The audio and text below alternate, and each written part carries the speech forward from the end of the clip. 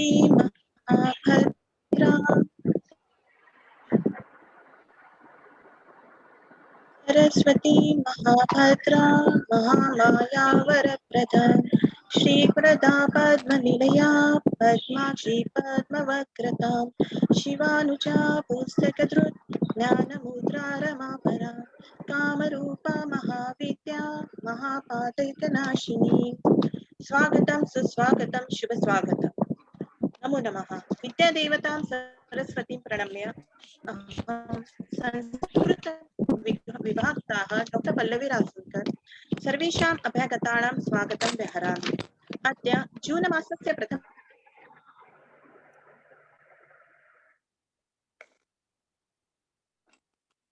समारोहाः सम्पद्यते।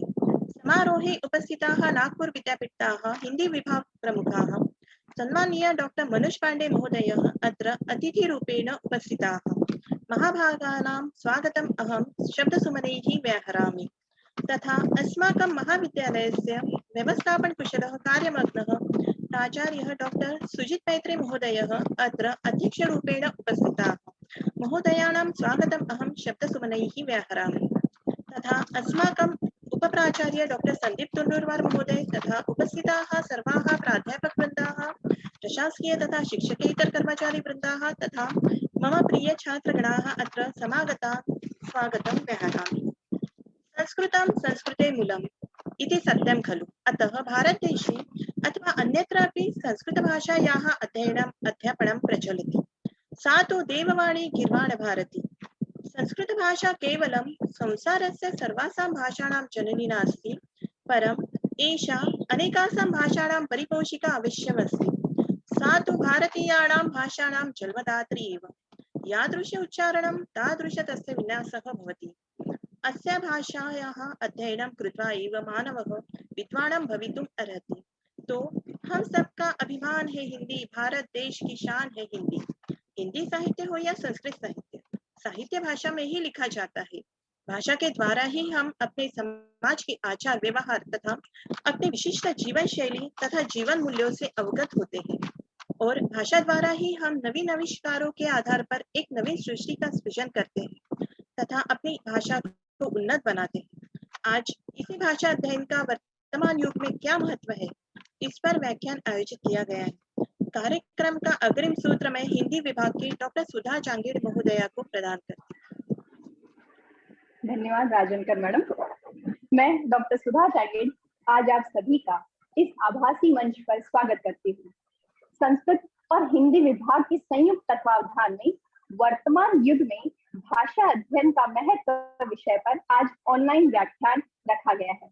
मित्रों, इस 21वीं सदी में जो ग्लोबलाइजेशन का युग माना जा रहा है, बिजनेस और कंपनियों का युग माना जा रहा है, विदेशों से व्यापार में उदार नीति का युग माना जा रहा है, ऐसे में कानून, वाणिज्य, प्रबंधन, अर्थशास्त्र, राजनीति तथा व्यापार आदि के बढ़ते महत्व में भाषाओं के अध्ययन के महत्व को लेकर शंका उत्पन्न हो गई है। तो दूसरी ओर अंग्रेजी यानी कि अभियांत्रिकी की पढ़ाई अब हिंदी, मराठी और अन्य प्रादेशिक भाषाओं में भी छात्र कर पाएंगे। इसका समाचार समूचे भारत में विद्यार्थियों में हर्ष और उत्साह पैदा कर दिया है।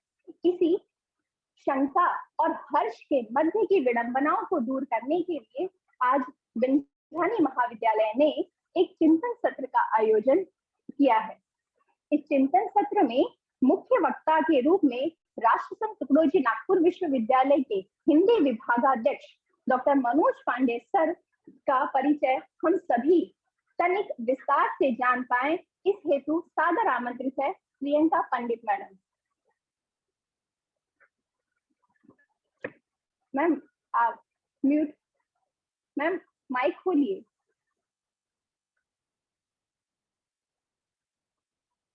माइक खोलिए। हेलो, अभी आई आवाज? हाँ बिल्कुल। डॉक्टर पांडे सर की विशेष अभिरुचि हिंदी आलोचना, प्रयोजन मूलक हिंदी तथा मीडिया के अध्ययन अध्यापन में है। साहित्य के नए विमर्शों पर आप लगातार लिखते रहे हैं इन अनुशासनों पर 8 पुस्तकें तथा कई शोध लेख एवं आलेख प्रकाशित हो चुके हैं। आपने केंद्रीय हिंदी संस्थान आगरा में कुछ वर्ष अध्यापन किया। आप माखनलाल चतुर्वेदी राष्ट्रीय पत्रकारिता विश्वविद्यालय भोपाल की स्वतंत्र भारत की पत्रकारिता विषयक शोध परियोजना से संबद्ध रहे। आपकी कई प्रकाशित कृतियां हैं, जिनमें मुख्य हैं हिंदी आलोचना, दृष्टि और प्रवृत्तियां, आलोचना के नए परिप्रेक्ष्य, प्रयोजन मूलक हिंदी विविध आयाम, समकालीन साहित्य, वैचारिक चुनौतियां आदि। आपके द्वारा कई राष्ट्रीय एवं अंतर्राष्ट्रीय कार्यशालाएं व सेमिनार सफलतापूर्वक आयोजित किए जा चुके हैं। हिंदी आलोचना तथा कार्यात्मक हिंदी आपका वैशिष्ट्य है। वर्तमान में सर नागपुर विश्वविद्यालय में हिंदी विभाग के अध्यक्ष पद को सुशोभित कर रहे हैं। अभिनंदन सर। धन्यवाद प्रियंका मैडम। आज के इस चिंतन सत्र में मार्गदर्शक के रूप में महाविद्यालय के प्राचार्य महोदय डॉक्टर सुजीत मैत्रेय हमारे मध्य उपस्थित हैं। प्राचार्य महोदय ने बीई, एमबीए, एमकॉम, पीएचडी और एमए इकोनॉमिक्स में किया है। अतः अभियांत्रिकी, वाणिज्य, प्रबंधन और अर्थशास्त्र के व्यक्तित्व आज के भाषा के महत्व को लेकर क्या विचार रखते हैं, यह जानना सभी के लिए और अधिक महत्वपूर्ण हो गया है। अतः प्राचार्य महोदय सादर आमंत्रित हैं आज के इस चिंतन सत्र के प्रास्ताविक व मार्गदर्शक परक उद्बोधन हेतु। धन्यवाद मैडम। डॉक्टर पल्लवी राजनकर संस्कृत विभाग, डॉक्टर प्रियंका पंडित और डॉक्टर सुधा जांगीड़, तीनों ने एक अच्छी पहल की है, जिसके तहत आज का ये जो कार्यक्रम है ये प्रकट हुआ है। आज आपने एक विशेष अतिथि को बुलाया है जो हमें मार्गदर्शन करेंगे, श्री मनोज जी पांडे। उनका परिचय अभी हमने सबने पाया है और आज जो हमारे साथ वो वार्तालाप करेंगे, हमें जो मार्गदर्शन करेंगे, उसमें हमें और परिचय उनका मिलेगा। भाषा हमेशा से वक्तृत्व का विषय रहा है, चर्चा का विषय रहा है और आज जो न्यू एजुकेशन पॉलिसी आई है उसने इसको और एक हवा दी है। मातृभाषा, राष्ट्रभाषा, आद्य भाषा, ये सारे भाषा में कौन सी भाषा इंपॉर्टेंट है, इसके बारे में बहुत सारी चर्चा होती है। और जो तकनीकी है या और कोई प्रशिक्षण है वो किस भाषा में होना चाहिए, उसके ऊपर आज के दौर में चिंतन हो रहा है। और ऐसा माना जा रहा है कि मातृभाषा या राष्ट्रभाषा में अगर हम वो चीजों को पढ़ाए तो बच्चे ज्यादा अच्छे से समझ पाए। ये हो गई हमारे ओर से उनके तरफ जाने वाली दिशा। लेकिन जो इम्पोर्टेंट है आज के युग में, जो आज के युवा को चाहिए, वो ये है कि वो खुद को एक्सप्रेस कर पाए। और वो जब वो खुद को एक्सप्रेस करने जाता है तो कहीं ना कहीं वो रुक जाता है, उसको कहीं ना कहीं वो शब्द नहीं मिल पाते या वो भाषा नहीं उसके पास आती जिसके थ्रू वो सब लोगों को समझा सके कि उसे बोलना क्या है और वो कहना क्या चाहता है। So power of expression is very important. और वो एक्सप्रेस करने के लिए मेरे लिए ये बहुत ज्यादा इंपॉर्टेंट नहीं है कि वो किस भाषा का इस्तेमाल कर रहा है, मेरे लिए ये इंपॉर्टेंट है कि वो एक्सप्रेस कर रहा है अपने आप को।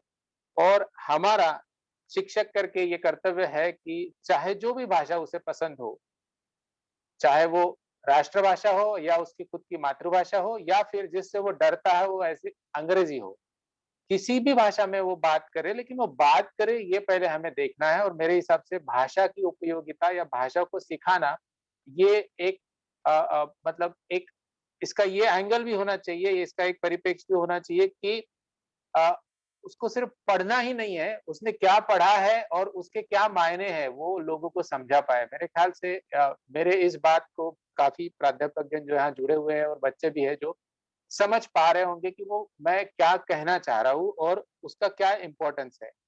आपको क्या लगता है दैट इज वेरी इंपॉर्टेंट, और आप कैसे उसको एक्सप्रेस कर रहे हैं it is even more important. तो मेरे ख्याल से आज यानी वर्तमान में भाषा अध्ययन करना चाहिए, क्यों करना चाहिए, कैसे करना चाहिए और उसको करने से क्या लाभ होगा, क्योंकि बच्चों को आज के युग में वो ज्यादा इम्पोर्टेंट है कि वो हम क्यों पढ़े। इस सवाल का जवाब जब उन्हें मिल जाता है तो उस विषय में वो रुचि लेके पढ़ते हैं। और मेरे ख्याल से आज के जो वक्ता है इन सारे पहलुओं के ऊपर अपना ध्यान देंगे, ऐसा मुझे लगता है। विद दिस मैं धन्यवाद कहना चाहूंगा। बचपन में जब मैं सीखता था और सीख रहा हूँ अभी भी, तो हिंदी और संस्कृत एक साथ लिया था 50-50 मार्क का। तो इस बार एक अच्छा पहल दिख रहा है दोनों डिपार्टमेंट की ओर से कि हिंदी और संस्कृत मिलके किसी एक साझे विषय के ऊपर चर्चा आयोजित कर रहे हैं। धन्यवाद मैडम। बहुत बहुत धन्यवाद सर। भाषा का महत्व सदा बना रहेगा। प्राचार्य जी नई शिक्षा नीति में मातृभाषा के महत्व को रेखांकित किया, साथ ही युवाओं को प्रोत्साहित किया, प्रेरित किया तथा साथ ही प्रभावी अभिव्यक्ति के लिए मातृभाषा या अन्य किसी भी भाषा का कितना अधिक महत्व हो सकता है, यह प्राचार्य जी ने बताया। बहुत बहुत धन्यवाद सर। तकरीबन 150 वर्ष पूर्व आधुनिक काल में हिंदी साहित्य के प्रस्तावक भारतेंदु हरिश्चंद्र जी ने कहा था कि दुनिया के सभी विकासों के मूल में हमारी अपनी भाषा होती है। यदि उसका विकास हम नहीं कर पाए तो हम सभी प्रकार के विकासों से वंचित रह जाएंगे, भौतिकी भी और विशेष रूप से भावनिक, आध्यात्मिक और आत्मिक भी। तो उन्हीं के शब्दों में निज भाषा उन्नति अहे सब उन्नति को मूल, बिन निज भाषा ज्ञान के मिटे न हिय को शूल। और ये पंक्तियां आज भी प्रासंगिक है। कितनी सार्थक है, कितनी प्रासंगिक है, ये आज जान पाएंगे जब आप आज के अतिथि वक्ता के विचार सुनेंगे। तो डॉक्टर मनोज पांडे सर सादर आमंत्रित हैं व्याख्यान हेतु।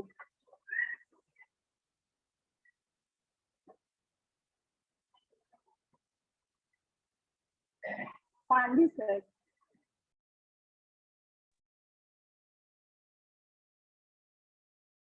Hello hello. हाँ सर। हाँ सर, आवाज आ रही है जी सर। सर, आवाज आ रही है, बोलिए। जी जी सर। हाँ सर, आ रही है, आवाज आ रही है। धन्यवाद। बात शुरू की जाए। बिल्कुल सर, स्वागत। धन्यवाद।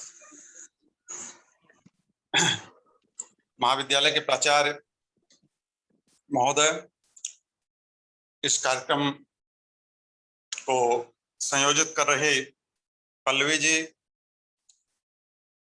सुधा जी और पंडित मैडम, आप सभी ने मुझे यह अवसर प्रदान किया कि मैं आज आपके महाविद्यालय के साथ इस रूप में जुड़ सकूं। क्योंकि हम सभी भाषा के शिक्षक हैं और मुझे लगता है कि जैसा प्राचार्य महोदय कह रहे थे, भाषा अभिव्यक्ति का माध्यम है और भाषा की मूल उपयोगिता ही यही है कि किस प्रकार से संप्रेषण कौशल बेहतर बनाया जाए। ये जरूरी नहीं है कि आप किस भाषा का इस्तेमाल करते हैं, व्यवहार करते हैं बोलचाल में, जरूरी ये है कि आप अपने आप को अभिव्यक्त कितने बेहतर तरीके से कर पाते हैं। जब इस प्रश्न पर हम लोग विचार करते हैं एक अध्यापक के तौर पे और एक भारतीय के रूप में भी, दोनों ही बातें यहाँ रखनी होगी, क्योंकि आज का जो विषय आपने रखा है वह भाषा अध्ययन का महत्व जरूर आज के संदर्भ में इससे इंगित होता है। लेकिन जैसा मुझे पल्लवी जी ने बताया था, और चूंकि हिंदी और संस्कृत विभाग मिलकर के इसको कर रहे हैं, अंग्रेजी विभाग भी आपके महाविद्यालय में है, लेकिन यह भाषा विभाग का संयुक्त आयोजन न हो करके चूंकि हिंदी और संस्कृत विभाग का आयोजन है, इसलिए कहीं ना कहीं इसके पीछे आपकी मंशा यह जरूर होगी या यह भावना जरूर होगी कि हिंदी और संस्कृत को लेकर के ही, मतलब भाषा के रूप में हम केवल हिंदी और संस्कृत को लेकर के ही बात करें। और आज के संदर्भ में इस परिप्रेक्ष्य में, क्योंकि जिस परिप्रेक्ष्य में आपने इस विषय को उठाया है या कि इन दोनों विभागों ने इस विषय पे बातचीत करने की पहल की है, मुझे लगता है कि हमें बावजूद इसके कि सहज और सरल शब्द हो सकता है अंग्रेजी के तमाम हो जिनका इस्तेमाल उच्चारण करते समय हम लोग कर लेते हैं, मेरे भी उच्चारण में कई शब्द आपको आ सकते हैं। ऐसा लग सकता है कि आप का तो बात हिंदी और संस्कृत के संदर्भ में रहे हैं, राष्ट्रीयता की बात कर रहे हैं, राष्ट्रीय भाषा के संदर्भ में बात करना चाहते हैं, लेकिन आपके वक्तव्य में स्वयं कई अंग्रेजी के शब्दों का व्यवहार हो रहा है। सवाल इसका नहीं है, परहेज हमें अंग्रेजी से नहीं होना चाहिए, किसी को भी नहीं हो सकता। और आज की तारीख में परहेज करना हमारे समझ से अपना पिछड़ापन जाहिर करना है। अपने आप को विकास की दौड़ से या समय की गति के साथ कदम ताल न कर पाना है, मैं उसको इस रूप में लेता हूं।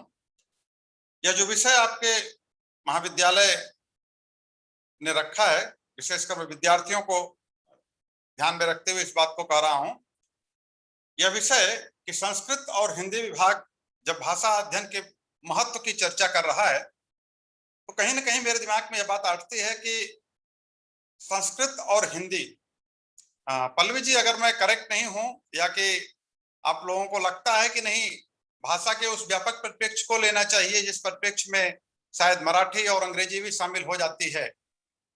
यद्यपि मैं मराठी का अधिकृत व्यक्ति नहीं हूं, चूंकि मराठी साहित्य से या कि मराठी भाषा से मेरा उतना ताल्लुक नहीं है। हाँ, अंग्रेजी से थोड़ा बहुत जरूर है क्योंकि अंग्रेजी माध्यम में मैंने भी थोड़ी पढ़ाई की है, इसलिए अंग्रेजी के संदर्भ में बात जरूर हो सकती है। पर मुझे लगता है कि बेहतर यह होगा कि हम इन दोनों भाषाओं को इस नाते छोड़ दें अभी अपनी इस चर्चा में, क्योंकि आज दो विभागों ने मिलकर के यह प्रयास किया है तो उन दो विभागों को इसका श्रेय देना चाहिए हमें, और उन दोनों विभागों की भाषाओं को ही केंद्र में रख करके बात करना न्यायोचित लगता है। हिंदी और संस्कृत की जहां तक बात है, हिंदी और संस्कृत का वर्तमान संदर्भ में महत्व क्या है, जैसा पल्लवी जी से जब चर्चा हो रही थी उनकी अपेक्षा यह थी कि जो पाठ्यक्रम में हमारे है, मतलब चाहे वह हिंदी के पाठ्यक्रम में हो या कि संस्कृत के पाठ्यक्रम में हो, पाठ्यक्रम में जो चीजें बच्चों को पढ़ाई जा रही हैं उन पर कुछ बातें हों।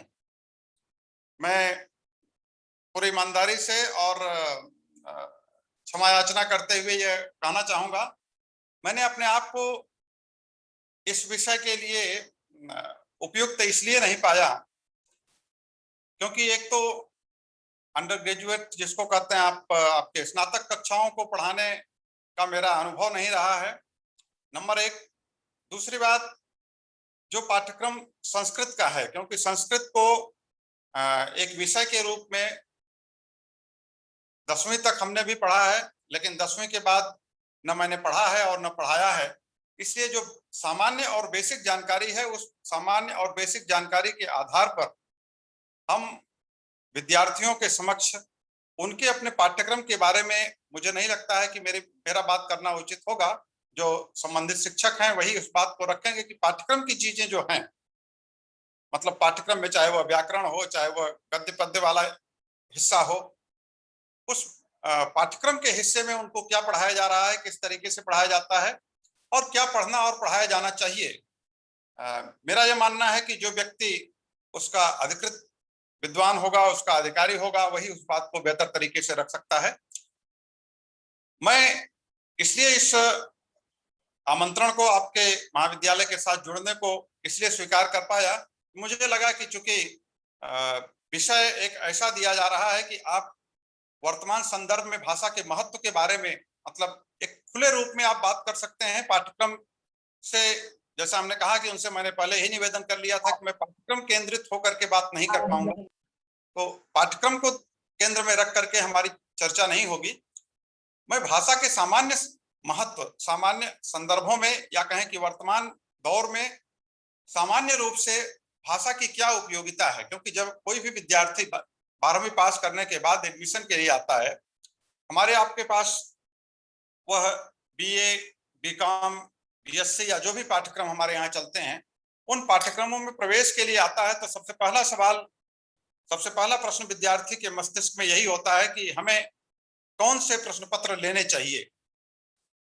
ठीक है, जिनका परिवेश बहुत बढ़िया होगा, जिनके घर में पढ़े लिखे लोग होंगे, जिनको पहले से ही कुछ बताया समझाया गया होता है, वे विद्यार्थी तो अपने आप चयन करके आते हैं, लेकिन तमाम ऐसे विद्यार्थी होते हैं जिनके पास इस संबंध में कोई दिशा निर्देश नहीं हुआ करता है। ऐसे विद्यार्थियों के साथ जो समस्या आती है विद्यालय में, महाविद्यालय में जब प्रवेश के लिए वे आते हैं, उस समय अध्यापकों से जो संपर्क होता होगा, मुझे उम्मीद है कि सभी शिक्षक अपने स्तर पर अपने विषय के संबंध में अच्छा ही कहते हैं, अच्छा ही कहना चाहिए।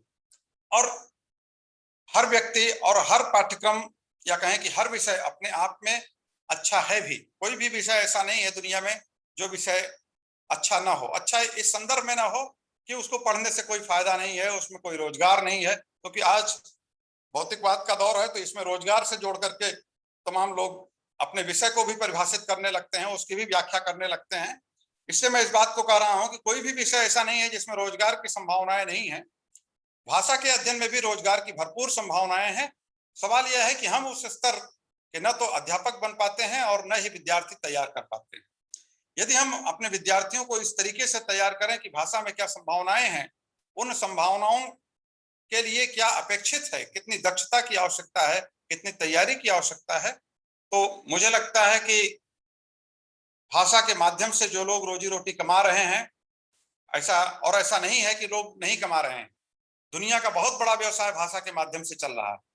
अगर भाषा नहीं होती तो हम कल्पना नहीं कर सकते हैं कि यह, वैसे तो व्यापक संदर्भ में कहा जाए तो ये पूरा का पूरा कारोबार ही नहीं चल सकता है, क्योंकि शुरू में जैसा प्राचार्य सर भी कह रहे थे कि भाषा संप्रेषण का माध्यम है, और संप्रेषण किसी भी चीज की बुनियादी आवश्यकता है।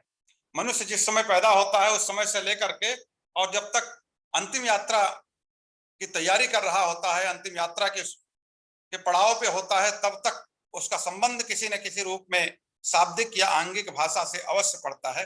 बिना भाषा के प्रयोग के, कहने का तात्पर्य यही है कि बिना भाषा के प्रयोग के व्यक्ति की अपनी कोई सत्ता नहीं होती है। बिना भाषा के प्रयोग के व्यक्ति वैसा ही हो सकता है जैसे शायद पक्षी या जानवर होते हैं। यद्यपि हमारा भाषा विज्ञान यह कहता है कि पशु पक्षियों और जानवरों की भी अपनी एक भाषा होती है। बहरहाल हम चूंकि मनुष्य रूप में या मानव भाषा की बात कर रहे हैं, तो इसी संदर्भ को अगर हम सिर्फ देखें तो मैं ये कह सकता हूं कि भाषा की उपयोगिता मनुष्य के जीवन काल से, मतलब मनुष्य के पैदा होते ही भाषा का संबंध उसके साथ जुड़ जाता है। तो भाषा का महत्व तो अपने आप में निर्विवाद है। वर्तमान युग या किसी युग विशेष के साथ भाषा का महत्व है ऐसा नहीं हो सकता। भाषा का महत्व जिस समय यह सृष्टि बनी होगी और उस सृष्टि पर मनुष्य नाम का कोई प्राणधारी आया होगा, उसने सबसे पहले जिस चीज को इजाद किया होगा, आग, भोजन, पानी, इन सब की व्यवस्था उसने बाद में सोची होगी, या कि उसकी आवश्यकता के अनुसार ये उसके अंग बनते गए होंगे। लेकिन सबसे पहले जो उसने बोला होगा, जो उसने कहा होगा, जो उसने कहने या बताने की कोशिश की होगी, जो उसने तलाशने की कोशिश की होगी, चाहे उसने स्वयं अपने आप से ही क्यों ना कहा हो, लेकिन कहा जरूर होगा।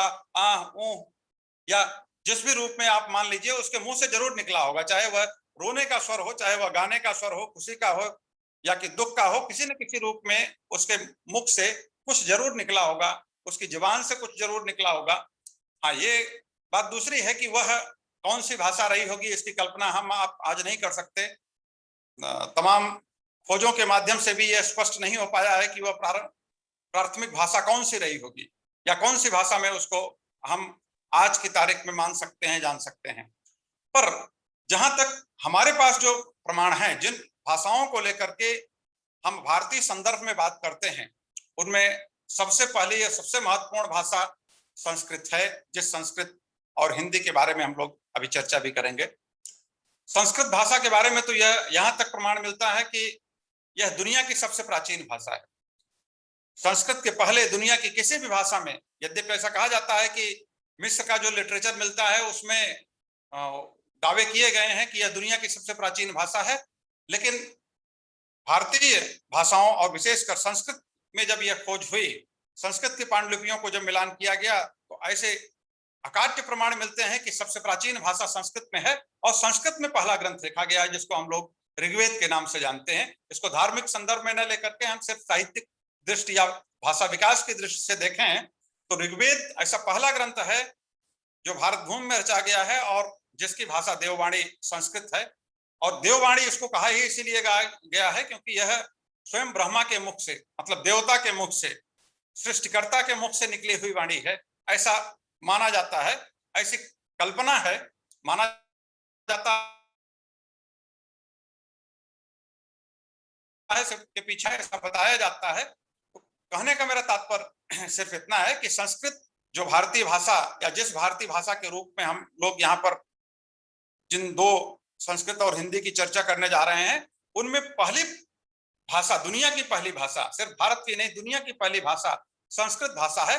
और संस्कृत भाषा सिर्फ उस प्राचीन दौर में, मतलब ऋग्वेदिक दौर में ऋग्वेद ही नहीं रचा गया, बल्कि संस्कृत भाषा एक ऐसी भाषा है जो भाषा सबसे ज्यादा मानक भाषा के रूप में, सबसे पहले जिस भाषा का मानकीकरण किया गया, जिस भाषा का व्याकरण तैयार किया गया, जिस भाषा को सबसे पहले परिष्कृत रूप में इस तरीके से प्रस्तुत किया गया कि लोक रूप होने के बावजूद भी उसका परिष्कृत स्वरूप भी निर्मित किया गया, जिस भाषा में अन्यान्य ग्रंथ लिखे गए हैं, तब जितने भी भारतीय पौराणिक ग्रंथ माने जाते हैं, चाहे वह किसी भी धर्म से हो, इवन जैन और बौद्ध धर्म के भी तमाम ग्रंथ, हिंदू धर्म के तो है ही हैं, जैन और बौद्ध धर्म के भी तमाम ग्रंथों के रचयिता संस्कृत के विद्वान रहे हैं, संस्कृतज्ञ रहे हैं, संस्कृत में वे रचनाएं हुई हैं।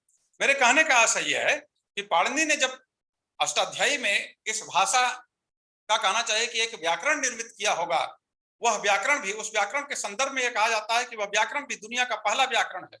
दुनिया का पहला व्याकरण है से तात्पर्य यही निकलता है कि हम भाषा के स्तर पर, भाषा के मामले में हम भारतवासी इस रूप में बड़े खुशकिस्मत रहे हैं कि हमारी भाषा दुनिया की सर्वाधिक प्राचीन भाषा, दुनिया की सर्वाधिक प्रामाणिक भाषा और दुनिया का सर्वाधिक प्राचीन साहित्य हमारी भाषा में रचा गया है। यह हम सबकी अपनी एक ऐसी विरासत है, हम सबको प्रदत्त एक ऐसी देन है विधाता की, जो शायद किसी और के लिए सुलभ नहीं है जितनी हमारे लिए सुलभ है। अब सवाल इसमें यह उठता है कि यह भाषा इतनी महत्वपूर्ण रही है, और चूंकि यह भाषा, जैसा इसका नाम है, थोड़ा सा इस पर भी विचार हमें कर लेना चाहिए कि इस भाषा जैसा इसका नाम ही रखा गया है संस्कृत, संस्कृत का मतलब ही होता है एक सभ्य, सुसंस्कृत या सभ्य, जिस शब्द का व्यवहार आज हम लोग करते भी हैं किसी भी ऐसे व्यक्ति के लिए, किसी भी ऐसी व्यवस्था के लिए, किसी भी ऐसे समाज के लिए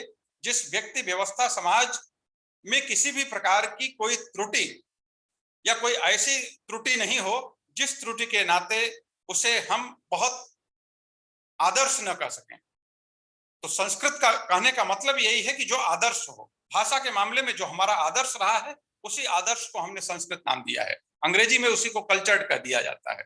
तो जो कल्चर्ड है, जो कल्चर्ड है, जो कल्चर है, कल्चर उसी से संस्कृति बनी हुई है, संस्कृत से ही संस्कृति का निर्माण हुआ है, या कहना चाहिए कि संस्कृति की वाहक ही हमारी संस्कृत रही है। और इसीलिए ये कहा जाता है कि संस्कृत एक महज एक भाषा नहीं है, बल्कि एक विचार है, एक धारणा है, एक सोच है। और इसी सोच को लेकर के, मतलब भाषाई सोच जो हमारी निर्मित हुई है, और इसी भाषाई सोच के आधार पर जो हमारा सांस्कृतिक, एक तरह से कहना चाहिए कि अन्वेषण हुआ है, जो हमारा सांस्कृतिक विकास हुआ है, उस सांस्कृतिक विकास की आधारशिला भाषाई स्तर पर हमारे देश में, मतलब भारतवर्ष में संस्कृत मानी जाती रही है। और इसी संस्कृत के कारण, या इसी संस्कृत के अपने आदर्श के कारण ही मित्रों हमें ये मानना चाहिए कि हमारे यहाँ वसुधैव कुटुंबकम की कल्पना की गई है। वसुधैव कुटुंबकम का मतलब सिर्फ जम्बू द्वीप तक भारत की खोज करना नहीं रहा है, या जम्बू द्वीप तक भारत को मानना नहीं रहा है, बल्कि वसुधैव कुटुंबकम का तात्पर्य यही रहा है कि पूरे चराचर जगत में जो कुछ भी विद्यमान है, उस सबके कल्याण की भावना संस्कृत के माध्यम से व्यक्त की गई है। विश्व कल्याण की भावना संस्कृत के माध्यम से व्यक्त की गई। दुनिया की यह पहली, इसलिए हमने कहा कि दुनिया की यह पहली भाषा है जिस भाषा में सिर्फ, हमने कहा, व्याकरण या कि ऋग्वेद ही नहीं रचे गए हैं, बल्कि और भी तमाम, चाहे वह न्याय शास्त्र की किताबें हों, राजनीति शास्त्र की पुस्तकें हों, जितने भी इवन चाहे वह संपत्ति शास्त्र, अर्थशास्त्र से संबंधित पुस्तकें हों, हम ऐसा माना जाता है, चूंकि यह दावा मैं नहीं करूंगा क्योंकि हम सबकी पहुंच बहुत सीमित होती गई है, ईमानदारी से मैं इस बात को कह रहा हूं, हम अध्यापकों की भी पहुंच बहुत सीमित होती गई है। हमने वेद पुराण उपनिषद नहीं पढ़े हैं, हमें नहीं जानते कि हमारे वेदों पुराणों उपनिषदों में कितनी कितनी महत्वपूर्ण बातें कही गई हैं, लेकिन जो कुछ जानकारियां वहां से निकाल करके लोगों ने प्रस्तुत की हैं, उसके आधार पर मैं इस बात को कह रहा हूं कि हमारे यहाँ ऐसा कोई भी क्षेत्र नहीं रहा है जिस क्षेत्र में संस्कृत भाषा, मतलब भाषा के रूप में संस्कृत का व्यवहार न होता रहा हो, या कि इवन ऐतिहासिक दृष्टि से कहा जाता है कि अरबों के आक्रमण के पूर्व, अरबों के भारत में आने के पूर्व संस्कृत तो यहाँ की राष्ट्रभाषा हुआ करती थी, राजभाषा नहीं, राष्ट्रभाषा हुआ करती थी। समूचे राष्ट्र में संस्कृत का व्यवहार था, और इसका प्रमाण वर्तमान में भी मिलता है। वर्तमान में भी आप देखें तो सिर्फ उत्तर भारत नहीं, सिर्फ पूर्वोत्तर का भारत नहीं, बल्कि दक्षिण का भारत, जिस दक्षिण भारत में वर्तमान मतलब आधुनिक भारतीय भाषाओं को लेकर के ज्यादा वितंडा खड़ा किया जाता है, उस दक्षिण की भी मूल भाषा संस्कृत मानी जाती है। दक्षिण की उन चारों भाषाओं का भी नजदीकी संबंध संस्कृत से माना जाता है। इसीलिए आज भी जितने प्रकांड विद्वान मलयालम में हैं, जितने प्रकांड विद्वान तमिल में हैं संस्कृत के, उतने प्रकांड विद्वान आपको शायद ही काशी में मिले, बनारस में मिले। मेरे कहने का तात्पर्य है कि आज भी संस्कृत दक्षिण में उसी रूप में व्यवहृत होती है। जितने भी वहां के मंदिर हैं, आप कभी भी वहां आपको जाना हो या आप जाते ही होंगे तो वहां आप देखें कि किस प्रकार से वहां के जनजीवन में संस्कृत रची बसी है। कहने का तात्पर्य है कि पूरे भारतवर्ष को एकीकृत करने वाली जो भाषा रही है, जब हम राष्ट्रभाषा कहते हैं तो पूरे भारतवर्ष में व्यवहार की जाने वाली, भारतवर्ष की वो चौहद्दी आज खत्म हो चुकी है। आज जो भी परिधि हमारे सामने भारतवर्ष की बनी हुई है, उस परिधि में भी हम दावे के साथ ये कह सकते हैं कि संस्कृत एकमात्र ऐसी राष्ट्रभाषा हमारे देश में रही है। आज ठीक है, उसको राष्ट्रभाषा का दर्जा नहीं दिला पाए हैं, बावजूद इसके कि डॉक्टर अंबेडकर स्वयं ये चाहते थे, जिन्होंने संविधान बनाने में महत्वपूर्ण भूमिका अदा की थी। ऐसा उल्लेख मिलता है कि डॉक्टर अंबेडकर ने प्रस्ताव पारित किया था कि संस्कृत को इस देश की राष्ट्रभाषा बनाया जाए, संस्कृत को इस देश की संपर्क भाषा बनाया जाए। दुर्भाग्य हो या सौभाग्य हो, वह प्रस्ताव पास नहीं हुआ, लेकिन इससे यह संकेत हमें जरूर मिलता है कि संस्कृत की कितनी महत्वपूर्ण भूमिका हमारे तत्कालीन विद्वानों ने भी महसूस की है। जिन विद्वानों को लेकर के हम तमाम सामाजिक राजनीतिक संदर्भों को कोट करते हैं, उन विद्वानों ने संस्कृत के महत्व को किस तरीके से आज के 70-80 साल पहले भी महसूस किया, जब यह देश आजाद हो रहा था तब भी महसूस किया गया है। मित्रों, कहने का मेरा तात्पर्य यह है कि संस्कृत चूंकि एक ऐसी भाषा है जिस भाषा में बहुत सारी चीजें, बहुत सारी अच्छाइयां, बहुत ही प्रामाणिकता, बहुत ही वैज्ञानिकता, और जिसको हम कहें कि इतनी ज्यादा सहज और सरल भी। कुछ लोग ये कहते हैं कि नहीं, संस्कृत बहुत क्लिष्ट है। वो क्लिष्ट इसलिए है, और यह कहने वालों का अपना एक दोषारोपण है, यह भी माना जाना चाहिए। खासकर विद्यार्थियों से मैं कहना चाहूंगा, संस्कृत क्लिष्ट नहीं है। जितनी मेहनत हम अंग्रेजी रटने में लगाते हैं, उतनी उससे कम मेहनत हमें संस्कृत रटने में लगानी पड़ती है। और अंग्रेजी रटने पर हम एक शब्द के लिए रटते हैं तो एक शब्द से सिर्फ हमें एक शब्द का बोध होता है। संस्कृत में हम एक शब्द को अगर रट लेते हैं तो उससे अनेक शब्दों की हमें जानकारी मिलती है। कहने का मेरा तात्पर्य है कि संस्कृत और हिंदी का अन्य भाषाओं से मतलब है कि अंग्रेजी जिसके बनिस्बत इसको देखा जाता है और यह कहा जाता है कि ये पिछड़ी भाषाएं हो गई हैं, ये एक तरह से अंग्रेजी में कहते हैं कि आउटडेटेड भाषाएं हो गई हैं।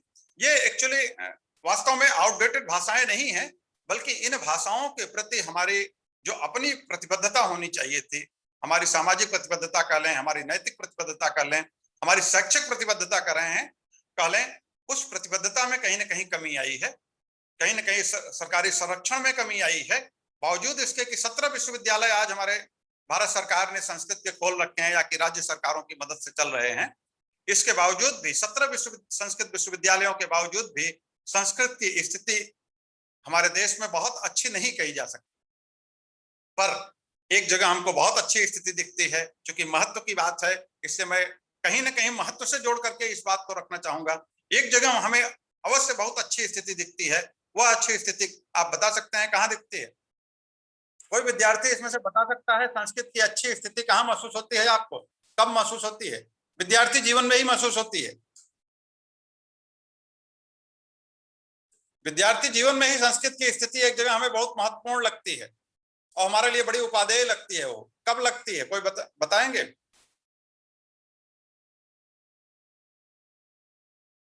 विद्यार्थी अवश्य जुड़े होंगे, भले ही 15-20 ही हों। मैं उन विद्यार्थियों से ही पूछ रहा हूं यह कि संस्कृत विद्यार्थियों के जीवन में, जरूरी नहीं है कि आपके जीवन में ऐसा हुआ हो या आपके साथ ऐसा हुआ हो, लेकिन सामान्य तौर पर विद्यार्थियों के जीवन में इसी जिस स्तर के विद्यार्थी आप हैं उसी स्तर पर की ही मैं बात कर रहा हूं, एक अवसर ऐसा आता है जहां आपको संस्कृत बड़ी महत्वपूर्ण भाषा लगती है। जी, आप लोगों को बोलने की सुविधा है ना? विद्यार्थी, पल्लवी जी विद्यार्थी बोल सकते हैं या नहीं बोल सकते हैं? हाँ सर, वो मेरी आवाज आ रही है ना? हाँ हाँ हाँ हाँ, तो विद्यार्थियों को बोलने की आजादी है या नहीं? हाँ सर, बोल सकते हैं। तो चलिए, अगर विद्यार्थी बोलेंगे तो ज्यादा अच्छा होगा। संस्कृत की एक जगह उपयोगिता हमें लगती है, विद्यार्थी जुड़े होंगे निश्चित रूप से। चलिए मैं बता देता हूं। उपयोगिता जब आप 11वीं में होते हैं, 11वीं में नहीं, इसके पहले 9वीं में होते हैं, 8वीं पढ़ने के बाद 9वीं में जब बच्चा जाने लगता है, तब उसको लगता है कि स्कोरिंग कौन सा है, किसमें ज्यादा मार्क्स मिलते हैं। तो हमारे यहाँ एक भ्रम पैदा कर दिया गया है, यहाँ तक कि विज्ञान के विद्यार्थी भी, कला के विद्यार्थी तो ठीक है, विज्ञान के विद्यार्थी और वाणिज्य के विद्यार्थियों के लिए भी यह भ्रम पैदा कर दिया गया है कि चूंकि संस्कृत में सबसे ज्यादा मार्क्स मिलते हैं, सबसे बढ़िया अंक मिलते हैं, इसलिए वह द्वितीय भाषा के रूप में संस्कृत चुनता है। स्कूलों का आप रिकॉर्ड निकाल करके देखिए तो यही देखने में आता है कि बहुत से विद्यार्थी संस्कृत चुनते हैं, और वह संस्कृत पढ़ने के लिए नहीं चुनते हैं, वो संस्कृत से उनका किसी भी प्रकार का कोई लगाव नहीं होता है। वो सिर्फ इसलिए चुनते हैं कि संस्कृत को यह कह दिया जाता है कि गणितीय पद्धति से अंक संस्कृत में मिलता है, मतलब जैसे गणित में अंक मिलते हैं उसी प्रकार के अंक संस्कृत में भी मिलते हैं, बिल्कुल मिलते हैं।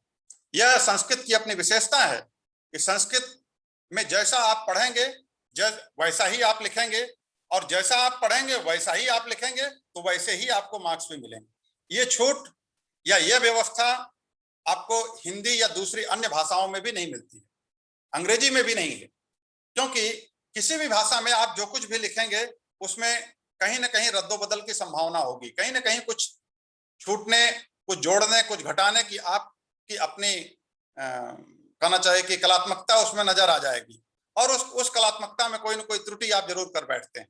संस्कृत के साथ ऐसा नहीं है, संस्कृत में जैसा ही आपने पढ़ा है वैसा ही आप लिखेंगे। और संस्कृत के साथ एक व्यवस्था और है कि यदि आप थोड़ा सा उसको घुमा फिरा करके भी लिख देंगे तो भी आपके अंक नहीं काटे जाएंगे। क्यों? क्योंकि संस्कृत ये छूट देती है, उसमें विभक्ति और वचनों को लेकर के इस प्रकार की व्यवस्था दी गई है। इस भाषा की अपनी खासियत यही है कि इसमें उल्टा पुल्टा करके भी लिख दिया जाए तो भी अर्थ का अनर्थ नहीं होता है, इसलिए मार्क्स कटने की गुंजाइश बहुत कम होती है। इसलिए हमें अंक बढ़िया मिलते हैं, जो हम कह देते हैं कि नहीं, हिंदी या अन्य भारतीय भाषाओं के मुकाबले हमें संस्कृत लेने में ज्यादा सुविधा लगती है। मेरे कहने का तात्पर्य है कि संस्कृत, और यही नहीं, बिल गेट्स जो माइक्रोसॉफ्ट वाले, उन्होंने तो, और उन्होंने क्या, नासा के वैज्ञानिकों ने भी ये कहा है कि संस्कृत एक ऐसी भाषा है जिस भाषा में कोडिंग में सबसे सर्वाधिक सफलता मिली है। कोडिंग से मतलब यह है कि जो मैसेज जो कोड के थ्रू भेजते हैं, उस कोडिंग में संस्कृत भाषा का इस्तेमाल करके उन्होंने ये प्रमाणित किया है कि संस्कृत में जो कोड भेजे जाते हैं उसमें एकार्थी होते हैं। एकार्थी मतलब जो कहा जाता है उसको डिकोड करने पर वही अर्थ निकलता है, लेकिन अन्य भाषाओं में उसमें अनर्थ होने की गुंजाइश रहती है, अन्य भाषाओं में अर्थभेद पाया गया है। तो संस्कृत एक ऐसी प्रामाणिक और कंप्यूटर या कहना चाहिए कि आधुनिक तकनीक के लिए भी सर्वाधिक उपयुक्त भाषा है। इसलिए संस्कृत के महत्व को सिर्फ हमने कहा कि ऋग्वैदिक काल में संस्कृत का महत्व नहीं था, या कि संस्कृत काल में संस्कृत का महत्व नहीं था, प्राचीन काल में संस्कृत का महत्व नहीं था, बल्कि आज भी हमारे लिए संस्कृत का महत्व उतना ही बना हुआ है।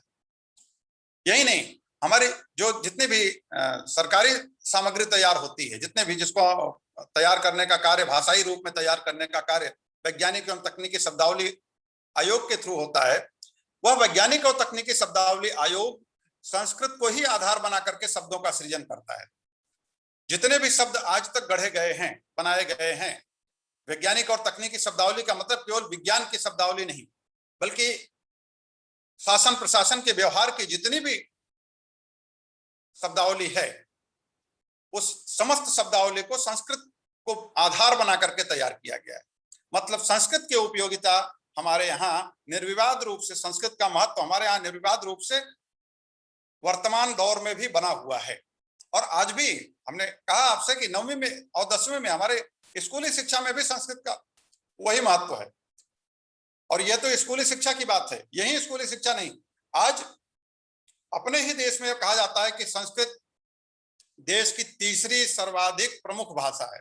आज भी संस्कृत मृत भाषा मानने वालों के बावजूद भी, उनके अपने कुतर्कों के बावजूद भी, संस्कृत इस देश की तीसरी बड़ी भाषा है। क्षेत्रीय भाषाएं नहीं है, हिंदी और अंग्रेजी के बाद संस्कृत तीसरी बड़ी भाषा इस देश की है। तो जो भाषा इतने व्यापक स्तर पर मान्य की जा रही है,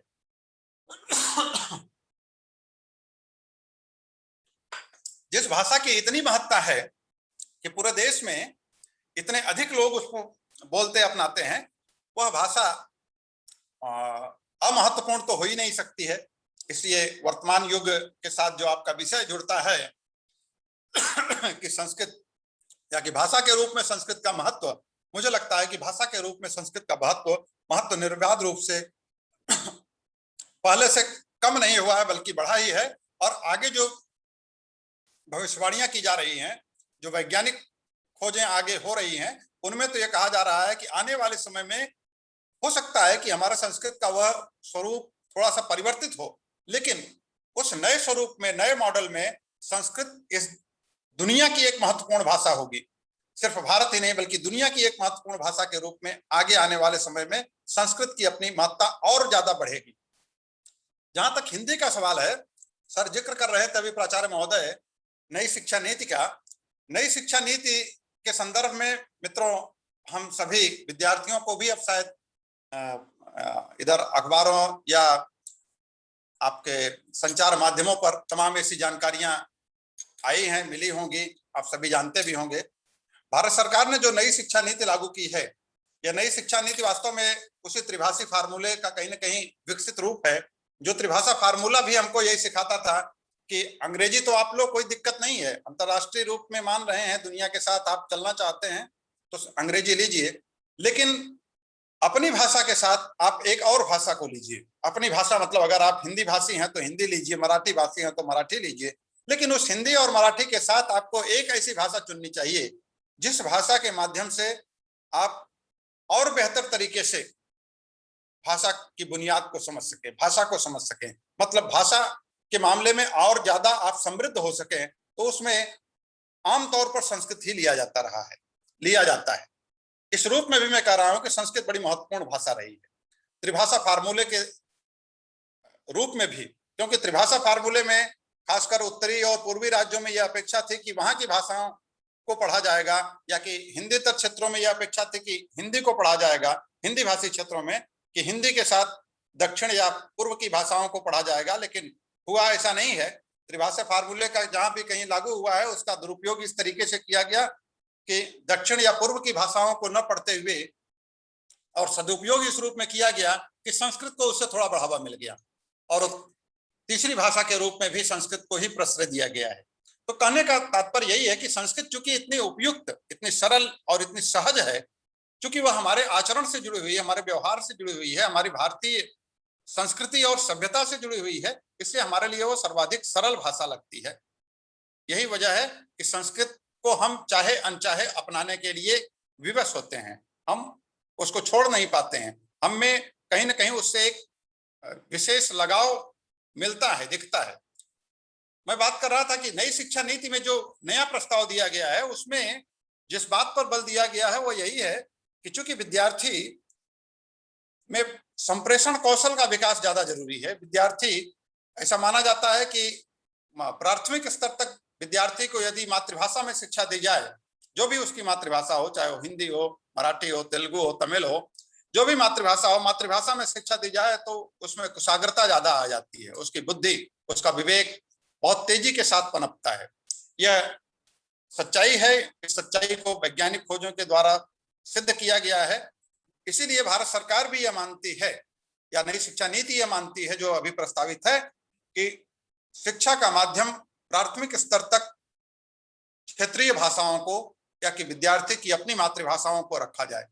उससे निश्चित रूप से यह फायदा होगा कि जो भी अन्य भारतीय भाषाएं हैं, मतलब आधुनिक भारतीय भाषाएं हैं, जिसको मैं कहूं कि मराठी क्षेत्र में हम लोग हैं, तो मराठी जिस तरीके से सिर्फ यह समस्या जिसको हम कहें कि लुप्त होने की समस्या सिर्फ संस्कृत के साथ नहीं है, या संस्कृत ही कम नहीं होती जा रही है इस भौतिकवादी युग में, बल्कि संस्कृत के साथ साथ भारतीय भाषाएं भी, अन्य भारतीय भाषाएं, जिसमें हिंदी के बारे में मैं कहूंगा कि हिंदी कतई कम नहीं हो रही है, हिंदी चौगुना बढ़ रही है, लेकिन अन्य भारतीय भाषाएं, चाहे वह मराठी हो, चाहे वह तमिल हो, चाहे वह तेलुगु हो, चाहे वह मणिपुरी हो, चाहे वह नागालैंड की अपनी भाषा हो, ये भाषाएं जरूर सिकुड़ती जा रही हैं, चाहे वह असमी हो, ये भाषाएं सिकुड़ती जा रही हैं। इनके सिकुड़ने का एक कारण यही है कि इन भाषाओं ने अपने अपने स्पेस को छोड़ दिया है अंग्रेजी के लिए।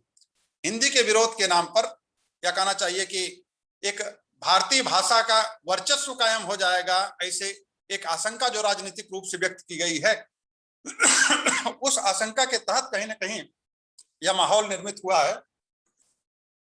जबकि ऐसा नहीं है। विद्यार्थियों को जरूर यह समझना चाहिए कि हिंदी वर्चस्व की भाषा नहीं है, बल्कि हिंदी तो एक ऐसी भाषा है जो सभी भारतीय भाषाओं को साथ लेकर के चलती है। दुनिया की कोई ऐसी भाषा नहीं है जिस भाषा में इतनी ज्यादा आत्मसात करने की प्रवृत्ति हो जितनी हिंदी और संस्कृत की है। संस्कृत ने भी तमाम शब्दों को लिया है, लेकिन हिंदी की प्रवृत्ति उससे भी इस मामले में कई गुना ज्यादा है।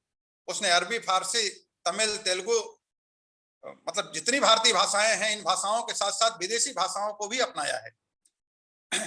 और इन भाषाओं को अपनाने का कारण यही है कि आज हिंदी भाषा निर्विवाद रूप से पूरे देश में एक ऐसी भाषा के रूप में व्यवहार में आ रही है जिस भाषा का कोई विकल्प, विरोध एक अलग पक्ष है, विरोध के तमाम राजनीतिक निहितार्थ होते हैं, लेकिन सामान्य तौर पर व्यवहार की दृष्टि से देखा जाए तो हिंदी का कोई विकल्प इस समाज के समक्ष, भारतीय समाज के समक्ष नहीं है। विद्यार्थियों की दृष्टि से इसलिए हिंदी उपयुक्त है, जरूरी है, क्योंकि हिंदी का अध्ययन, हिंदी का पठन पाठन पिछले, मुझे लगता है कि लगभग 2 दशकों से रोजगार की तरफ भी बढ़ा है। पहले 2 दशकों के पहले यह स्थिति जरूर थी कि हिंदी में या हिंदी विषय को लेकर के पढ़ने वाला विद्यार्थी केवल साहित्य का थोड़ा बहुत जानकार बन पाता था। कविता, कहानी, उपन्यास या जो विधात्मक हमारे यहाँ साहित्य है, उसी विधाओं के साहित्य तक वो सीमित रह जाता था। लेकिन विगत 2-3 दशकों में, खासकर 2 दशकों में, हिंदी को रोजगार के साथ जोड़ा गया है और रोजगारोन्मुख भाषा के रूप में हिंदी को स्थापित किया गया है। विश्वविद्यालय अनुदान आयोग ने ही इस संदर्भ में ऐसी तमाम पहल की है, जिसमें इसका हिंदी का जो नया स्वरूप विकसित किया गया है, जिसको हम लोग प्रयोजन मूलक हिंदी कहते हैं, जिसको हम लोग कार्यालयीन व्यवहार की हिंदी कहते हैं, या कि प्रशासनिक व्यवहार की हिंदी कहते हैं। इस कार्यालयीन, प्रशासनिक या समग्र रूप में कहें कि प्रयोजन मूलक हिंदी, जो हमारे जीवन के प्रयोजनों से जुड़ी हुई हिंदी है, जिस हिंदी का व्यवहार हम सामान्य, जिसको हम कहें कि इसको इस रूप में भी कह सकते हैं कि हम अपने सामान्य संप्रेषण कौशल, हम अपनी दक्षता को विकसित करने के लिए कर रहे हैं, वह हिंदी इस देश में, देश के लगभग सभी विश्वविद्यालयों में आज की तारीख में पढ़ाई जा रही है। यहाँ तक कि आपके स्नातक के पाठ्यक्रम में भी उस हिंदी का कुछ न कुछ अंश अब अनिवार्य रूप से रखा जाता है, चाहे वह भाषा का कोई भी पाठ्यक्रम हो। चाहे मुझे लगता है कि आपके यहाँ जो भी, जैसे इसमें बीए के जो विद्यार्थी होंगे वे तो विशेष तौर से इसको पढ़ते होंगे, 20 या 25 नंबर या आखिरी का जो पोर्शन आमतौर पर सिलेबस में होता है, उसमें कहीं न कहीं भाषा के प्रयोजन पक्ष की बात की गई है। और भाषा के प्रयोजन पक्ष से जुड़े हुए तमाम संदर्भ, चाहे वह पत्रकारिता का संदर्भ हो, चाहे वह विज्ञापन का संदर्भ हो, चाहे वह तकनीकी या कार्यालयीन या राजभाषा हिंदी के बारे में कुछ जानकारी दी गई हो, ये तमाम जानकारियां विद्यार्थियों को दी जाती हैं। इससे आशय हमारा यही है कहने का कि हिंदी वर्तमान दौर में हमारे देश में पठन पाठन में इस रूप में बहुतायत में आ रही है, और कि उसमें भी रोजगार की संभावनाएं, असीमित संभावनाएं जन्म ले रही हैं। हम देखें कि यह तो सिर्फ कहने की बात नहीं है, बल्कि यह समझने की भी बात है कि भाषा संप्रेषण का जरिया है, संप्रेषण का माध्यम है। संप्रेषण का माध्यम यह जितना कहना आसान है, उतना ही उसको समझना या उसको अपनाना मुश्किल भी लगता है, क्योंकि संप्रेषण कोई बहुत चालू चीज नहीं है, बल्कि बहुत आसान सी चीज नहीं है। संप्रेषण के लिए हमें वो विशेषज्ञता हासिल करनी होती है। संप्रेषण केवल बातचीत नहीं है। संप्रेषण का मतलब हम जिस भी कार्य क्षेत्र में अपने आप को स्थापित करना चाहते हैं, जिस भी क्षेत्र में जाना चाहते हैं, उस क्षेत्र की अपनी तकनीकी जानकारी के साथ, और वह तकनीकी जानकारी हमारी अपनी भाषा में हो, जिस भाषा में हम उस तकनीकी व्यवहार को रखना चाहते हैं, करना चाहते हैं, जब तक उसको, जैसे मान लीजिए कि हम हिंदी या संस्कृत में करना चाहते हैं, मराठी में कहना चाहते हैं, तो हिंदी, संस्कृत या मराठी में उस संप्रेषण कौशल को जब तक हम नहीं ले आ पाते हैं, जब तक उसमें इतनी दक्षता हमें या इतनी प्रबुद्धता नहीं आ पाती है कि हम उसका व्यवहार अपनी भारतीय भाषाओं में कर सकें, संस्कृत, हिंदी या कि मराठी में कर सकें, तब तक मुझे लगता है कि संप्रेषण कौशल का भाषाई रूप में वो महत्व हम नहीं समझ पाते हैं। इसलिए मेरा यह विशेष आग्रह है कि संस्कृत और संस्कृत के साथ साथ हिंदी केवल हमारे देश में व्यवहार के लिए ही सरल नहीं है, बल्कि पठन पाठन के लिए भी। विद्यार्थियों को भी मैं कहना चाहूंगा कि हिंदी आपकी किसी भी दूसरी भारतीय भाषा की अपेक्षा कहीं ज्यादा सरल है। हिंदी के अध्यापक के नाते मैं ये कह रहा हूं, इसका मतलब किसी दूसरी भाषा से मेरा कोई दुराव नहीं है, लेकिन हिंदी के अध्यापक के नाते मुझे ऐसा लगता है कि हिंदी हमारे लिए ज्यादा सरल, ज्यादा सुगम और ज्यादा अवसर उपलब्ध कराने वाली भाषा है। इसलिए हमें विद्यार्थियों को भी इस दिशा में प्रेरित करना चाहिए। और रही बात यह कि भाषाई विशिष्टता की, तो जो विशिष्टताएं संस्कृत के साथ कही जाती हैं, जिन विशेषताओं की चर्चा हम लोग संस्कृत के साथ करते हैं, जिस प्रकार से संस्कृत के उच्चारण में, संस्कृत के लेखन में किसी भी प्रकार का दोहराव नहीं है, किसी भी प्रकार का छुपाव नहीं है, जो दूसरी विदेशी भाषाओं में मिलता है। विशेषकर मैं जैसे कहूं कि अंग्रेजी में आप गो लिखते हैं तो जी ओ गो कहते हैं। उसी चीज को अगर आप अगर ओ का सूचक गो है, जी के साथ लग करके, ग के साथ लग करके, तो टू के साथ, ट के साथ लग करके, अगर हिंदी में टी को हम ट कहें तो ट के साथ लग करके टो होना चाहिए, लेकिन हम टो नहीं कहते हैं। एक तरफ हम गो कहेंगे, दूसरी तरफ उसको हम टू कहेंगे। तो यह जो एक तरह का कहना चाहिए कि भेद है, व्यवहार का जो भेद है, या व्यवहार का भेद न तो हमारे संस्कृत भाषा में है, न ही हिंदी भाषा में है। मुझे लगता है कि किसी भी भारतीय भाषा में यह दोष नहीं है। तो यह दोष न होने के कारण, मतलब यह विशेषता हमारी होने के कारण, संस्कृत के जैसे ही हिंदी का व्यवहार भी हमारे लिए ज्यादा सरल और ज्यादा सुगम है। हम लोग, दिक्कत यह है कि उतना अभ्यास नहीं करते हैं, उतनी मेहनत नहीं करते हैं, उस आत्मीयता के साथ संस्कृत हो या कि हिंदी हो, उसको अपनाने की पहल नहीं करते हैं। जबकि दुनिया आज संस्कृत और हिंदी को मान रही है, उसके महत्व को मान रही है। आप देखें कि जितने भी अंग्रेजी माध्यम से आने वाली चीजें हैं, वो सब कहीं ना कहीं एक समय ऐसा आता है कि उनको हिंदी में भी लाना पड़ता है। कहने के लिए हमारे कुछ मित्र कह सकते हैं कि नहीं, उसके पाठक हैं कहाँ, लेकिन ये पूछा जाना चाहिए। आप लोग, कुछ प्राध्यापक मित्र भी यहाँ पे हैं, इसलिए मैं कह रहा हूँ, यह पूछा जाना चाहिए कि इकोनॉमिक टाइम्स या कि बिजनेस स्टैंडर्ड अगर हिंदी में छप रहा है, अगर पाठक नहीं है तो छप किसके लिए रहा है? स्टार न्यूज अगर हिंदी में आ रहा है तो उसके पाठक हैं, उसके दर्शक हैं, तब तो आ रहा है। स्टार स्पोर्ट्स अगर हिंदी में भी कमेंट्री कर रहा है, तो हिंदी में कमेंट्री करने के लिए उसकी अपनी कुछ बाध्यताएं हैं। कहीं ना कहीं उसको उसका ऑडियंस, उसका दर्शक मिल रहा है, उसको दिख रहा है कि हमें कहां तक पहुंचना है और किनके पास तक पहुंच करके हम अर्थार्जन कर सकते हैं, कहां से हमें व्यावसायिक रूप से फायदा होगा। मेरे कहने का तात्पर्य सिर्फ इतना है कि हिंदी की अपनी उपयोगिता, उसकी महत्ता भारतवर्ष में सिर्फ विगत कुछ वर्षों में नहीं, बल्कि हमारे समझ से पूरे आधुनिक दौर में, जब से हिंदी प्रारंभ हुई है, जब से हिंदी वर्तमान स्वरूप में बननी प्रारंभ हुई है, क्योंकि हमारी हिंदी का तो इतिहास ही बहुत छोटा है, उसके पहले का इतिहास तो हमारी बोलियों का है, लेकिन वर्तमान रूप में जिस हिंदी को लेकर के हम लोग चल रहे हैं, जिसका व्यवहार कर रहे हैं, वह हिंदी मुश्किल से 100-125 साल पुरानी है। पर यह 100-125 साल पुरानी हिंदी ने अपने आप को इस रूप में तैयार किया है, इतनी सक्षम हिंदी है कि उस हिंदी में आज दुनिया की किसी भी रोजगार के क्षेत्र में, दुनिया के किसी भी कार्य व्यवहार के क्षेत्र में वह हिंदी भी बराबर उसी रूप में स्वीकार या सम्माननीय है जिस रूप में दुनिया की अन्य भाषाएं हो सकती हैं। हाँ, इच्छा शक्ति के अभाव के नाते हम लोग उसको नहीं कर पाते हैं या करने की पहल नहीं करते हैं। यह हमारा अपना दोष है, न कि हमारी भाषाओं का दोष है। मुझे लगता है कि हमने जो समय मुझे दिया गया था उससे शायद थोड़ा सा कुछ अधिक ही ले लिया, यद्यपि मुझे भी 10 मिनट पहले ही अपने आप को ब्रेक रोकना था, क्योंकि एक दूसरी मीटिंग है। बहरहाल चलिए, अच्छा लगा आप लोगों के साथ जुड़ करके। बहुत सारी बातें इस पर हो सकती हैं कि बहुत सारे पक्षों को लिया जा सकता है। यहाँ चूंकि यह बीए के विद्यार्थी, आपके मतलब स्नातक के विद्यार्थी हैं, चाहे वो बीकॉम हो, बीए हो या बीएससी के विद्यार्थी हो, उन विद्यार्थियों को ध्यान में रख करके सामान्य बातें ही हमें आपके समक्ष रखनी थी।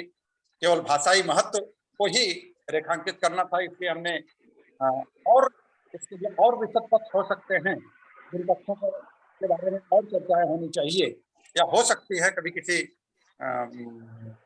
या सेमिनार इत्यादि के संदर्भ में अवसर पर, उस समय जरूर यह अवसर मिलेगा तो लोग करेंगे और विद्यार्थियों को रूप से उसको कुछ अधिक जानकारी मिल पाएगी। मैंने अपने स्तर पर मुझे जो कहना था या मैं जो कह सकता था इस सीमित समय में वह आप तक पहुंचाने की कोशिश की है। आपने मुझे यह अवसर प्रदान किया, पल्लवी जी या पंडित मैडम, सुधा जी, आपके प्राचार्य महोदय, आप सभी के प्रति, विद्यालय परिवार के प्रति मैं कृतज्ञता ज्ञापित करता हूं और ये उम्मीद करता हूं कि हम लोग इस सिलसिले को बनाए रखेंगे। आगे कभी भी ऐसे अवसर आते हैं जहां पर कि हम भाषा के लोग जुड़ करके मिल करके कुछ काम कर सकें, तो निश्चित रूप से आप हिंदी विभाग को याद कीजिए। हम तो ये चाहेंगे कि आपके महाविद्यालय के तत्वावधान में भी हमारे विद्यालय, हमारे विभाग के साथ संयुक्त रूप से कभी किसी आयोजन, बड़े आयोजन की कोई भूमिका बन सकती है, कुछ प्रयास किया जा सकता है। आपके प्राचार्य महोदय यदि इसकी इजाजत देंगे तो जो भी भाषा के शिक्षक हैं उनसे हमारा आग्रह है कि वे इस संदर्भ में भी भविष्य में विचार करें और यह अवसर प्रदान करेंगे, हमें खुशी होगी। बहुत बहुत धन्यवाद आपका। धन्यवाद सर, बहुत बहुत धन्यवाद सर। पांडे सर ने संस्कृत भाषा का महत्व अत्यंत सुंदर उदाहरणों द्वारा सिद्ध किया है और साथ ही भाषा के महत्व को रोजगार की संभावनाओं के माध्यम से रेखांकित किया। वर्तमान की सबसे बड़ी समस्या जो रोजी रोटी की समस्या है, उसको एक बढ़िया रोजगार दे पाने में आज जो भाषा समर्थ है और मीडिया, जैसे न्यूज चैनल, समाचार पत्र, दूरदर्शन के सारे चैनल और सिनेमा के साथ साथ प्राध्यापक, राजभाषा अधिकारी, अनुवादक आदि आदि कितने रोजगार आज भाषा कौशल के आधार पर प्राप्त किए जा सकते हैं, सर ने बहुत सुंदरता से बताया है। और साथ ही सर ने स्वीकृति दे दी है, प्राचार्य सर ने, कि बिल्कुल आगे भविष्य में जो भी होगा साथ करने की कोशिश करेंगे। अब अंतिम चरण पे आ चुके हैं मित्रों। अब हम लोग आ गए हैं आज के चिंतन सत्र की अंतिम कड़ी पर, कृतज्ञता ज्ञापन की ओर। मैं डॉक्टर प्रियंका पंडित मैडम से अनुरोध करती हूँ कि वे हिंदी और संस्कृत के इस सम्मिलित कार्यक्रम का आभार दर्शन करें। Thank you Sudha ma'am. आभार हृदय को हृदय से जोड़ने वाली ऐसी भावना है जिसे सिर्फ शब्दों में व्यक्त करना आसान नहीं है, फिर भी मैं इस कठिन कार्य को करने की कोशिश कर रही हूँ। पूर्ण विनम्रता के साथ मैं आदरणीय डॉक्टर मनोज पांडे सर के प्रति आभार व्यक्त करती हूँ कि अत्यधिक व्यस्तता के बावजूद आपने हमारा निमंत्रण स्वीकार किया। हमारे मार्गदर्शक आदरणीय प्राचार्य महोदय, उप प्राचार्य महोदय तथा सभी सहयोगी प्राध्यापक गण, सभी प्रशासकीय कर्मचारी वृंद, शिक्षकेतर कर्मचारी वृंद और प्रिय विद्यार्थी गण, आप सबके प्रति हृदय से आभार व धन्यवाद।